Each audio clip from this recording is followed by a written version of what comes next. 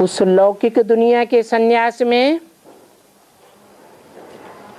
और तुम ब्राह्मणों के सन्यास में बहुत फर्क है।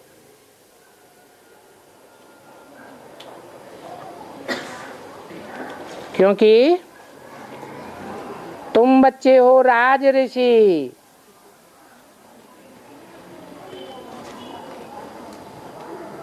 राजयोगी।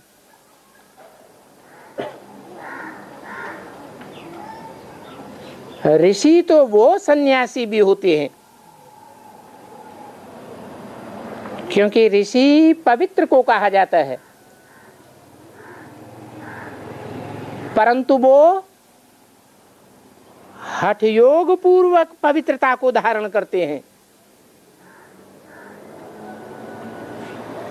जबरियन कर्मेंद्रियों को हठ योग में ढकेलते हैं। और तुम तो सहज राजयोगी हो, तुमको जबरियन कर्मेंद्रियों के कर्म से निरत नहीं किया जाता है। तुम सहज सहज बाप की याद में रह करके कर्मेंद्रियों के आकर्षण से परे हो जाते हो, क्योंकि याद में रहने से तुम्हारी कर्मेंद्रियां शीतल हो जाती हैं।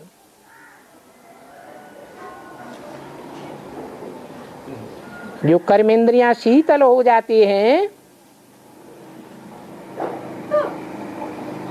वो विकारों की वो मार नहीं मारती हैं जो आसुरी रावण संप्रदाय विकारों की मार मरते हैं और मारते हैं।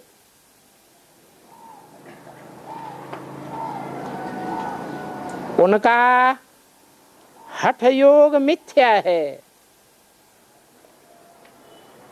और तुम्हारा राजयोग सच्चा है। वो तो बाप को सर्वव्यापी कह देते हैं, इसलिए बाप को न जानने के कारण ब्रह्म को अथवा ईश्वर को सर्वव्यापी समझ लेते हैं। ये उनका मिथ्या हट है। दूसरी बात है, वो शरीर को बहुत तकलीफ देते हैं। क्या करते हैं वो? योगा योगा किस बात को कहते हैं? हैं? शरीर के आसन लगाते हैं, उसको योग कह देते हैं। उसमें शरीर को बहुत तकलीफ होती है। प्राणायाम चढ़ाते हैं, श्वास रोक देते हैं, हर बात में उनका हठ योग ही हठ योग है। तो तुम राज ऋषि हो, राजाई प्राप्त करने के लिए राजयोग सीखते हो, परंतु हठ योगी नहीं हो। जो राज ऋषि होते हैं वो राजयोगी सिखाते हैं।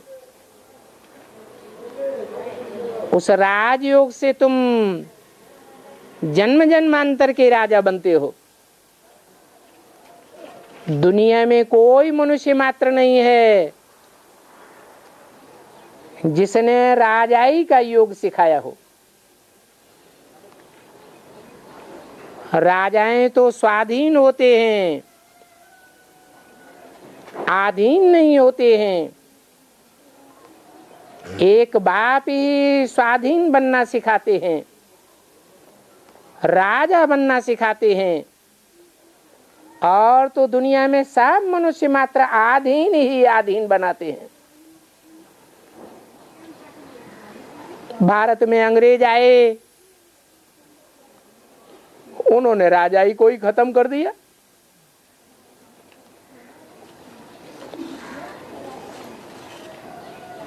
भारत की नकल करके नेपाल वासियों ने भी राजाई खत्म कर दी।